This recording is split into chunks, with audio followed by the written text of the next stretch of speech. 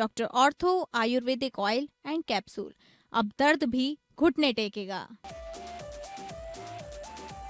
कैलाश मानसरोवर यात्रा का शुभारंभ। सीएम धामी ने टनकपुर से पहले दल को हरी झंडी दिखाकर किया रवाना। हर हर महादेव के जयकारों के बीच यात्रा का आगाज। सीएम धामी ने श्रद्धालुओं को उत्तराखंड का ब्रांड एम्बेसडर बनने और वोकल फॉर लोकल की अपील की। अंकिता भंडारी हत्याकांड की सीबीआई जांच को लेकर एक बार फिर सियासत गर्म। देहरादून में विपक्ष ने सीबीआई जांच पर उठाए सवाल। कांग्रेस और संयुक्त संघर्ष मंच ने सीबीआई कार्यालय पर किया विरोध प्रदर्शन। जांच की प्रगति सार्वजनिक करने की उठाई मांग।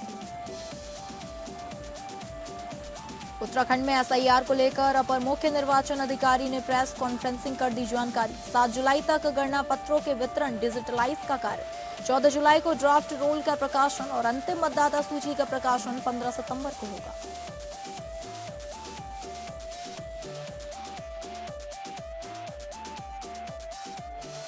नमस्कार, आप सभी का बहुत स्वागत है उत्तराखंड बुलेटिन में। मैं हूं आपके साथ अंकिता सिंह। शुरुआत करेंगे बुलेटिन की। कैलाश मानसरोवर यात्रा का शुभारंभ हो गया है। आज चंपावत जिले के टनकपुर में मुख्यमंत्री पुष्कर सिंह धामी ने यात्रा के पहले दल को हरी झंडी दिखाकर रवाना किया। इस अवसर पर पूरा क्षेत्र हर हर महादेव के जयकारों से गूंज उठा। टनकपुर कैंप में आयोजित कार्यक्रम के दौरान मुख्यमंत्री ने श्रद्धालुओं से संवाद भी किया और उन्हें शुभकामनाएं दी। उन्होंने कहा कि यात्री केवल भगवान भोलेनाथ के दर्शन के लिए ही नहीं जा रहे, बल्कि उन्हें उत्तराखंड की संस्कृति और परंपराओं का भी अपने अपने क्षेत्रों में प्रचार करना चाहिए। मुख्यमंत्री ने यात्रियों से स्थानीय उत्पादों को बढ़ावा देने की अपील करते हुए कहा कि प्रधानमंत्री मोदी के वोकल फॉर लोकल अभियान की भावना के अनुरूप सभी को स्थानीय उत्पादों को प्रोत्साहित करना चाहिए, जिससे स्थानीय कारीगरों और उत्पादकों का लाभ मिल सके। सीएम धामी ने कहा कि कैलाश मानसरोवर यात्रा पर जा रहे श्रद्धालु जब वापस लौटेंगे तो वे उत्तराखंड के ब्रांड एम्बेसडर के रूप में अपने अनुभव साझा करेंगे और राज्य की पहचान को और मजबूत करेंगे। कि आपके भीतर की जो शिव की शक्ति है, उसका अटूट संकल्प है और अगाध श्रद्धा है, उसके आगे कोई भी बाधा स्वतः ही समाप्त हो जाएगी। आपका ध्यान केवल शिव में लीन होना चाहिए। शिव सारे जो भी थोड़ी बहुत परेशानी आएगी उस परेशानी को समाप्त कर देंगे। और परेशानी पता कब आएगी? जैसे ही आपका ध्यान इधर उधर होगा। क्यों नील जी, ऐसा ही है ना? क्योंकि थोड़ा बहुत मैं कभी ध्यान की प्रक्रिया में जाता हूँ, कभी ऐसे स्थानों पर जाता हूँ, तो मुझे इस बात का स्मरण होता है, जब हमने अपना सब कुछ तुझे समर्पित कर दिया, तो अब अच्छा हो बुरा हो, परेशानी हो या जो भी होगा, उसकी जिम्मेदारी भी आपकी होगी। बस ऐसा मन से मान लीजिए, फिर देखिए भगवान शिव कैसे आपको फूल की तरह हल्का कर देते हैं। अयोध्या राम मंदिर में दान चोरी के बाद अब बद्रीनाथ केदारनाथ मंदिर समिति में वित्तीय अनियमितता और चोरी का मामला गर्मा गया है। हिंदूवादी संगठन भैरव सेना ने बीकेटीसी का कर्मचारी पर आर्थिक चोरी और भ्रष्टाचार के गंभीर आरोप लगाते हुए तत्काल कार्रवाई की मांगी है। इस विषय को लेकर मंदिर समिति से जुड़े पदाधिकारी, तीर्थ पुरोहित और सरकार के प्रतिनिधियों की प्रतिक्रिया भी सामने आती दिखाई दे रही है। चारधाम तीर्थ पुरोहित महापंचायत के महासचिव डॉक्टर ब्रजेश सती के अनुसार बद्रीनाथ केदारनाथ आस्था के साथ देश की एकता के प्रतीक है, इसलिए यदि ऐसा कुछ विषय वास्तव में है तो मामले की निष्पक्ष जांच हो और दोषियों पर कार्रवाई हो, ताकि करोड़ों सनातनियों की भावना आहत न हो। मामले पर बीकेटीसी अध्यक्ष हेमंत द्विवेदी ने पहले ही आरोपों को गंभीरता से लेकर जांच कराई जाने की बात भी कह दी है। बावजूद उसके पूरा प्रकरण राजनीतिक गलियारों में भी अहम मुद्दा बना हुआ है। भाजपा प्रदेश प्रवक्ता कुंवर जपेंद्र सिंह का कहना है कि सनातन पर कालनेमियों का प्रभाव हर युग में रहा है, लेकिन सच्चे सनातनियों को मिलकर सनातन की रक्षा करनी चाहिए।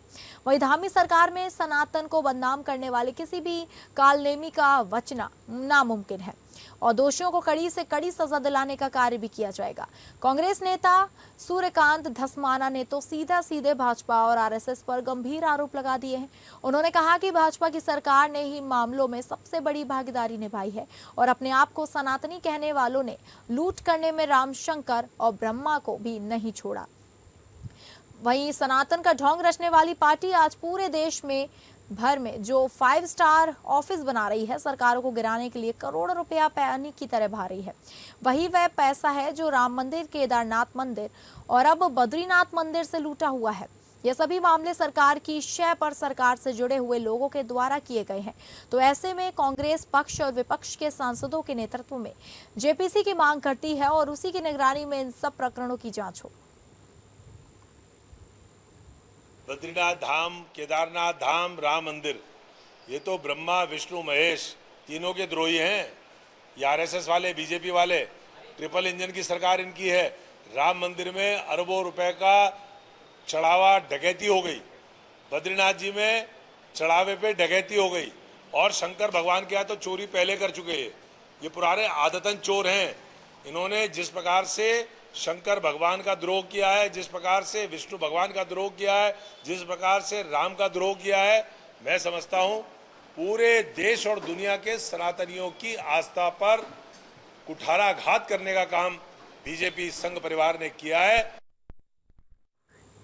अंकिता भंडारी हत्याकांड की सीबीआई जांच को लेकर एक बार फिर सियासत गर्मा गई है। कांग्रेस और संयुक्त संघर्ष मंच ने सीबीआई कार्यालय पर विरोध प्रदर्शन कर जांच की प्रगति सार्वजनिक करने की मांग उठाई। इस पर कांग्रेस प्रवक्ता सुजाता पॉल ने आरोप लगाया कि मामले में वीआईपी एंगल को दबाया जा रहा है।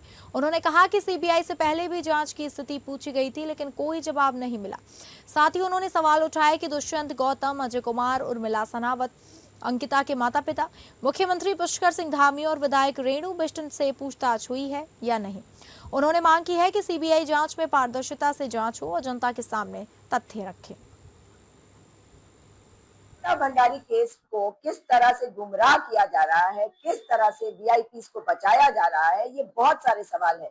हम पहले भी गए थे सीबीआई कार्यालय और हमने उनसे सवाल पूछा था कि केस कहां तक पहुंचा, उसमें किस किस से पूछताछ हुई, लेकिन उन्होंने कुछ नहीं बताया। उसके बाद हमारे ज्ञापन का जवाब नहीं दिया, इसलिए इस बार तालाबंदी की गई, जिसमें तमाम संगठन और कांग्रेस पार्टी और अन्य पार्टी जो है वो भी वहां मौजूद थे, अंकिता न्याय यात्रा संयुक्त संघर्ष मंच के तत्वाधान में। और हम सब ने वहां मिलकर ये सवाल पूछे कि अंकिता भंडारी हत्याकांड में दुष्यंत गौतम और अजय कुमार से अब तक पूछताछ हुई या नहीं हुई। उत्तराखंड में चल रहे एसआईआर के संबंध में आज अपर मुख्य निर्वाचन अधिकारी डॉक्टर विजय कुमार जोगंदे ने प्रेस वार्ता कर बताया कि उत्तराखंड राज्य में 1 जुलाई 2026 की अर्हता स्थिति के आधार पर एसआईआर प्रक्रिया संपन्न की जा रही है। 8 जून से 7 जुलाई तक प्रदेश में गणना पत्रों के वितरण और डिजिटलाइज का कार्य पूरा होना है। उन्होंने राजनीतिक दलों को अवगत कराया कि प्रदेश में 79,60,762 मतदाताओं के सापेक्ष 70,98,501 मतदाताओं के फॉर्म डिजिटलाइज कर दिए गए हैं।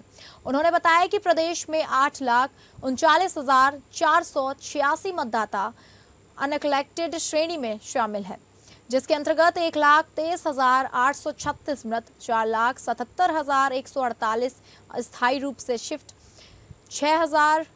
61,764 पहले से पंजीकृत, 1,68,259 अनुपस्थित और 8,479 मतदाता अन्य कारणों से अनइलेक्टेड श्रेणी में शामिल है। इस प्रकार कुल 79,45,658 मतदाताओं को डिजिटलाइज कर दिया गया है। अपर मुख्य निर्वाचन अधिकारी ने बताया कि 14 जुलाई 2026 को ड्राफ्ट रोल का प्रकाशन किया जाएगा। इसके साथ ही 14 जुलाई से 13 अगस्त 2026 के बीच दावे एवं आपत्तियों को दर्ज करने का समय दिया गया है। उन्होंने बताया कि 14 जुलाई से 11 सितंबर 2026 तक नोटिस की अवधि एवं दावे आपत्तियों का निस्तारण किया जाएगा। अंतिम मतदाता सूची का प्रकाशन 15 सितंबर 2026 को किया जाएगा। अपर मुख्य निर्वाचन अधिकारी ने एसआईआर में राजनीतिक दलों से सहयोग की अपील की। उन्होंने सभी मान्यता प्राप्त राजनीतिक दलों से 100% बूथ लेवल एजेंट्स नियुक्त करने की अपील की। अपर मुख्य निर्वाचन अधिकारी ने बताया कि वर्तमान में उत्तराखंड में 11,733 पोलिंग बूथ के सापेक्ष वर्तमान में प्रदेश में राजनीतिक दलों द्वारा 23,102 बीएलए की तैनाती कर दी गई है। पूरे प्रदेश में 8 जून से लेकर 7 जुलाई के बीच में एसआईआर अभियान के अंतर्गत बीएलओ के द्वारा घर घर जाकर मतदाताओं को एनुमरेशन फॉर्म डिस्ट्रीब्यूट किया गया है। वर्तमान प्रगति के अनुसार पूरे प्रदेश में 100% फॉर्म वितरित करने की कार्रवाई संपन्न किया जा चुका है और 79 लाख मतदाताओं में से अभी 71,16,000 मतदाताओं के फॉर्म डिजिटाइज करने में सफलता भी पाई हुई है। अभी 8,41,000 मतदाताओं को अनकलेक्टेबल श्रेणी में रखा गया है। प्राप्त जानकारी के अनुसार इस 8,41,000 मतदाताओं में से 1,24,000 मतदाता ऐसे हैं जो मृत श्रेणी में पाए गए हैं, तो उनका फॉर्म 7 भरकर डिलीट करने की कार्रवाई भविष्य में किया जाएगा। और साथ में हमारे जो ऐसे मतदाता हैं जो वहाँ पे एब्सेंट दिखाई दे रहे हैं, अपने पते पर उपलब्ध नहीं हैं, ऐसे 1,66,000 मतदाता इस श्रेणी में पाए गए हैं। और कुछ मतदाता अपने वर्तमान पते से अन्य पते पर शिफ्ट हो गए हैं, तो उनकी भी जानकारी हमको वहाँ के BLO के द्वारा दिया गया है, जिसमें 4,80,000 मतदाता शिफ्टेड श्रेणी में भी पाए गए हैं। देहरादून में 6 नंबर पुलिया रिंग रोड के पास स्थित शराब की दुकान के बाहर हुई फायरिंग की घटना के बाद इलाके में तनाव का माहौल है। बीती रात हुई गोलीबारी में 2 लोगों के घायल होने के बाद स्थानीय लोगों का आक्रोश फूट पड़ा। घटना के विरोध में क्षेत्रवासियों ने शराब की दुकान को बंद करा दिया। भारी पुलिस बल की मौजूदगी में स्थानीय जनप्रतिनिधि, महिलाएं एवं अन्य लोग मौके पर धरने पर बैठ गए और इलाके में सुरक्षा व्यवस्था मजबूत करने के साथ साथ शराब के ठेके को स्थायी रूप से बंद किए जाने की मांग उठाई। मौके पर पहुंचे आबकारी विभाग के अधिकारियों ने प्रदर्शनकारियों से वार्ता कर मामले का समाधान निकालने का प्रयास किया, लेकिन स्थानीय लोग अपनी मांगों पर अड़े रहे। उनका कहना है कि शराब की दुकान के कारण क्षेत्र में लगातार असुरक्षा का माहौल बना हुआ है और महिलाओं व स्थानीय निवासियों की सुरक्षा सुनिश्चित की जानी चाहिए। कि ठेका टूटना चाहिए, ठेका टूटना चाहिए, तो आप हटेंगे हम यहाँ से जब तक ठेका नहीं टूटेगा, कि हमारे लिए बहुत गलत है। यहाँ पे आने जाने में छेड़ रहे हैं औरतों को छेड़ रहे हैं। यहाँ पे रोज दंगाबाजी होती है, यहाँ पे पीने के लिए यहाँ पे आते हैं दुनिया, सारी दुनिया यहाँ पे आती है। भैया ये वाइन शॉप हटना चाहिए यहाँ से, क्योंकि इसने ना माहौल बहुत गंदा कर रखा, बच्चों को खराब कर दिया, बच्चों का भविष्य खराब कर दिया। आदमियों को भी पीते हैं, खाते हैं, घर में जाकर लड़ाई झगड़ा करते हैं बीवियों के साथ में, अपने बहुत गंदा माहौल कर रखा है इन्होंने। अभी हम लोग यहाँ पे आ गए थे, यहाँ पे काफ़ी महिलाएं और यहाँ पे बड़जी भी साथ रहे इनके साथ, जहाँ भीड़ है। तो अभी इन्होंने अपनी समस्या बताई। इनका कहना है कि यहाँ पे लोग आके रोड की तरफ और या रोड के बगल में वो जो खेत है और यहाँ जो आगे खाली बस्ती है, वहाँ जाके मदिरा का सेवन करते हैं। तो हमारी ओर से इनको आश्वासन दिया गया कि हम जितना भी नियमों में है, जो भी गलत काम अगर हो रहे हैं या भी होंगे भविष्य में, उनको हम रोकथाम कर सकते हैं। और इस दुकान संबंधी जो भी इनकी अपनी मुझे ज्ञापन देंगे, उसका अपने उच्च अधिकारी को हम लोग को। जहाँ टिहरी गढ़वाल के बौराड़ी नगर पालिका सभागार में सेवा, सुशासन एवं समर्पण के अंतर्गत सेवा पखवाड़ा कार्यक्रम का भव्य शुभारंभ किया गया। कार्यक्रम का उद्घाटन प्रदेश के कृषि एवं कृषक कल्याण, सैनिक कल्याण मंत्री तथा जनपद के प्रभारी मंत्री गणेश जोशी ने किया। इस अवसर पर प्रभारी मंत्री ने कहा कि मुख्यमंत्री पुष्कर सिंह धामी के नेतृत्व में राज्य सरकार जनहित और प्राथमिकताओं को ध्यान में रखते हुए लगातार काम कर रही है। उन्होंने कहा कि सेवा पखवाड़ा का उद्देश्य सेवा, सुशासन और समर्पण की भावना को जन जन तक पहुंचाना है। मंत्री गणेश जोशी ने समान नागरिक संहिता को सरकार का साहसिक निर्णय बताया और सिलक्यारा सुरंग हादसे का उल्लेख करते हुए कहा कि सरकार ने संकट की घड़ी में प्रभावी नेतृत्व और त्वरित कार्यवाही का उदाहरण प्रस्तुत किया। उन्होंने राज्य और जनपद में चल रहे विकास कार्यों का भी उल्लेख किया, जिसमें सड़कों के गड्ढा मुक्तिकरण, टिहरी झील के आसपास रिंग रोड विकास और महिला सशक्तिकरण योजनाएं शामिल है। उन्होंने बताया कि लखपति दीदी योजना के तहत प्रदेश की लाखों महिलाएं आत्मनिर्भर बन रही हैं। कार्यक्रम के दौरान विभिन्न विभागों की ओर से लाभार्थियों को सहायता वितरित की गई, जिसमें स्वयं सहायता समूह की महिलाओं को चेक, समाज कल्याण विभाग द्वारा सहायक उपकरण और महिला एवं बाल विकास विभाग की लाभार्थी महिलाओं को महालक्ष्मी किट प्रदान की गई। कार्यक्रम में कई जनप्रतिनिधि, अधिकारी और बड़ी संख्या में स्थानीय नागरिक मौजूद रहे। आज हमारा प्रदेश खाद्यान्न के क्षेत्र में आगे हुआ है। आज प्रति व्यक्ति आय देश की औसत आय से हमारी ज़्यादा है। आज समिट में जितने हमने MOU किए थे धरातल पर आए हैं। आज यहाँ के लगभग इस प्रदेश के अंदर 2,92,000 लखपति दी यहाँ पर बन गई हैं। आज जनभावना के अनुरूप भू कानून लाने का काम धामी सरकार ने किया है। आज UCC लागू करने वाला देश का पहला राज्य उत्तराखंड है। धर्मांतरण कानून, नकल विरोधी कानून, पहले नकलची पास हो जाते थे, ब्लिंड बच्चे रह जाते थे, लेकिन आज धामी सरकार में, कल मैं उस कार्यक्रम में था, कल तक 34,000 लोगों को नियुक्ति मिली है इससे पूर्व मात्र सरकार रखने की बनने तक मात्र 16,000 थे। रानीखेत में परिवहन सुविधाओं को मजबूत करने की दिशा में आज एक महत्वपूर्ण कदम उठाया गया। रानीखेत रोडवेज स्टेशन परिसर में नए बस डिपो के निर्माण कार्य का क्षेत्रीय विधायक डॉक्टर प्रमोद नैनवाल ने भूमि पूजन कर विधिवत शुभारंभ किया। यह परियोजना करीब 9 करोड़ 3 लाख रुपए की लागत से विकसित की जाएगी, जिसमें एक बहुमंजिला बस स्टेशन और पार्किंग की सुविधा भी शामिल होगी। कार्यक्रम के दौरान विधायक ने बताया कि पहले यह स्टेशन जीर्ण शीर्ण अवस्था में था, जिसके पुनर्निर्माण के लिए मुख्यमंत्री द्वारा धन स्वीकृत किया गया था। उन्होंने कहा कि 22 दिसंबर को ताड़ीखेत में इसका शिलान्यास किया गया था और अब निर्माण कार्य की शुरुआत कर दी गई है। इस परियोजना को लगभग 1.5 साल पूरा होने का लक्ष्य रखा गया है। विधायक ने क्षेत्र में चल रही अन्य विकास योजनाओं को लेकर करते हुए कहा कि सरकार का फोकस लगातार विकास कार्यों पर है और किसी भी प्रकार की अफवाहों पर ध्यान न दें, इसकी आवश्यकता नहीं है। उन्होंने कहा कि एनएच चौड़ीकरण को लेकर अभी कोई नोटिफिकेशन जारी नहीं हुआ है और जिन क्षेत्रों में चिन्हीकरण हुआ था उस पर सरकार ने रोक लगा दी है। इस मौके पर क्षेत्र के कई जनप्रतिनिधि, अधिकारी, सामाजिक संगठन को प्रतिनिधि और स्थानीय नागरिक मौजूद रहे। सभी ने इस विकास कार्य के लिए सरकार का आभार व्यक्त किया।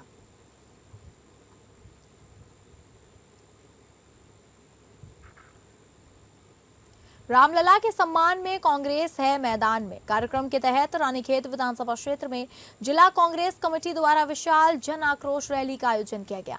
रैली का नेतृत्व करण महारा ने किया। रैली में बड़ी संख्या में कांग्रेस पदाधिकारियों, कार्यकर्ताओं एवं स्थानीय नागरिकों ने भाग लिया। रैली को संबोधित करते हुए करण महारा ने कहा कि भगवान श्री राम करोड़ों भारतीयों की आस्था, विश्वास और मर्यादा के प्रतीक है। रामलला के नाम पर श्रद्धालुओं द्वारा समर्पित 1-1 रुपए का सम्मान और उसकी पारदर्शिता सुनिश्चित होनी चाहिए।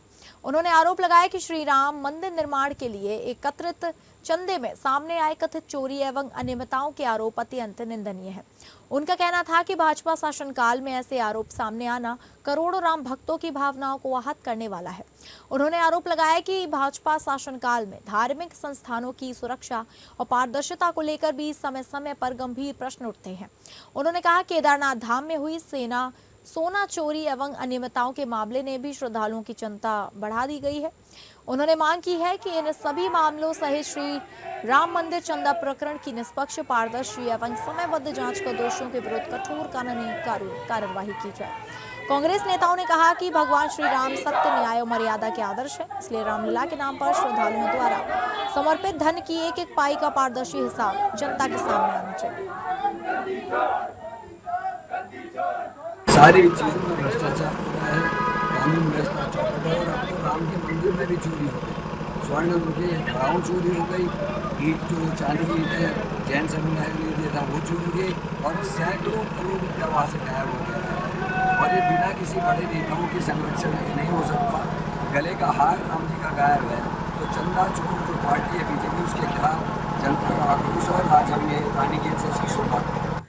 सेवा, सुशासन एवं समर्पण की भावना को समर्पित सेवा पखवाड़ा का शुभारंभ शनिवार को जनपद मुख्यालय गोपेश्वर स्थित राजकीय स्नातकोत्तर महाविद्यालय परिसर में किया गया। इस अवसर पर ऋषिकेश में आयोजित मुख्य कार्यक्रम से माननीय मुख्यमंत्री पुष्कर सिंह धामी के संबोधन का सीधा प्रसारण किया गया, जिसे बड़ी संख्या में उपस्थित जनप्रतिनिधियों, अधिकारियों एवं आमजन ने देखा। कार्यक्रम का शुभारंभ मुख्य अतिथि एवं अन्य विशिष्ट अतिथियों द्वारा दीप प्रज्वलन के साथ हुआ। मुख्य विकास अधिकारी डॉक्टर अभिषेक त्रिपाठी सहित अन्य अधिकारियों ने अतिथियों को स्मृति चिन्ह भेंट कर सम्मानित किया।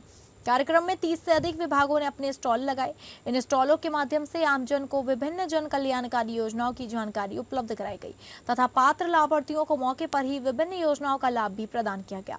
कार्यक्रम की अध्यक्षता विधायक थराली भूपाल राम टम्मा ने की। इस दौरान विभिन्न विभागों के अधिकारियों ने अपने अपने विभागों की प्रमुख योजनाओं की जानकारी देते हुए आधिकारिक पात्र व्यक्तियों से इन योजनाओं का लाभ उठाने का आह्वान किया।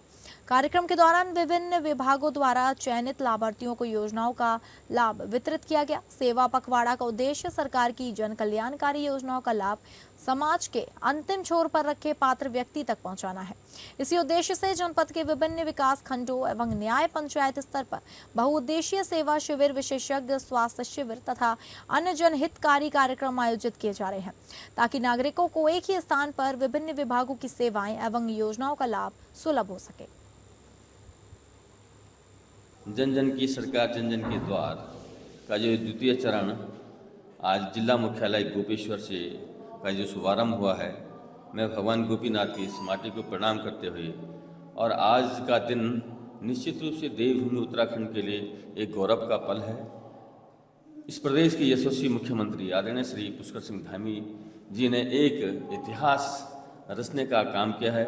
सबसे लंबे समय तक मुख्यमंत्री के रूप में रह करके जिस प्रकार का संकल्प उन्होंने उत्तराखंड की माटी को, यहाँ के लोगों को, यहाँ के विकास को जो दिशा देने का काम किया है, उसके लिए मैं आज अपने यशस्वी मुख्यमंत्री जी का हृदय तल की गहराई से बहुत बहुत बधाई देना चाहता हूँ, शुभकामनाएं देना चाहता हूँ। और निश्चित रूप से हमारे देश के यशस्वी प्रधानमंत्री आदरणीय नरेंद्र मोदी जी के सानिध्य में, उनके कुशल नेतृत्व में, उनके मार्गदर्शन में देवभूमि उत्तराखंड आज प्रगति की ओर बढ़ रही है। सेवा, सुशासन और समर्पण को दृष्टिगत रखते हुए सेवा पखवाड़े का आयोजन आज से प्रारंभ किया गया है, जिसमें आज मुख्य कार्यक्रम जनपद चमोली के मुख्यालय गोपेश्वर में किया गया है। इसके पश्चात जो है थीम आधारित कार्यक्रम हमारे विकास खंडों में किए जाएंगे और बहुउद्देशीय शिविरों का आयोजन किया जाएगा विभिन्न विकास खंडों में।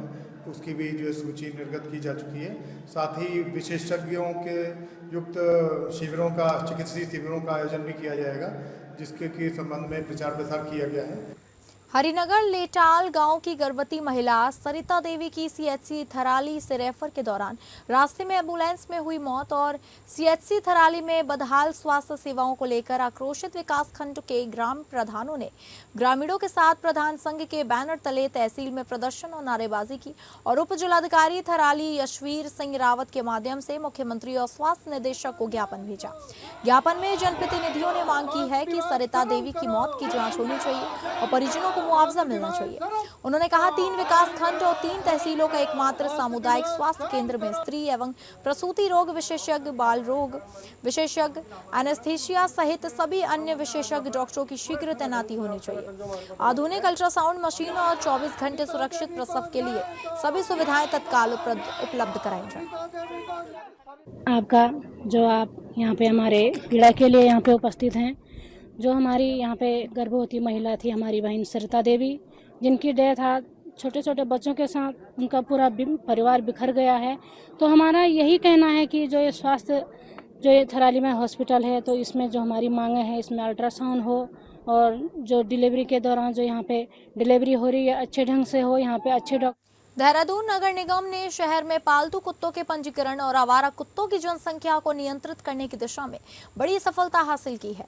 नगर निगम के वरिष्ठ पशु चिकित्सा अधिकारी डॉक्टर वी.के. अग्रवाल ने हाल ही में प्रेस को जानकारी देते हुए बताया कि प्रशासन द्वारा उठाए गए प्रभावी कदमों के चलते शहर में डॉग रजिस्ट्रेशन का प्रतिशत 3 गुना तक बढ़ा दिया गया है।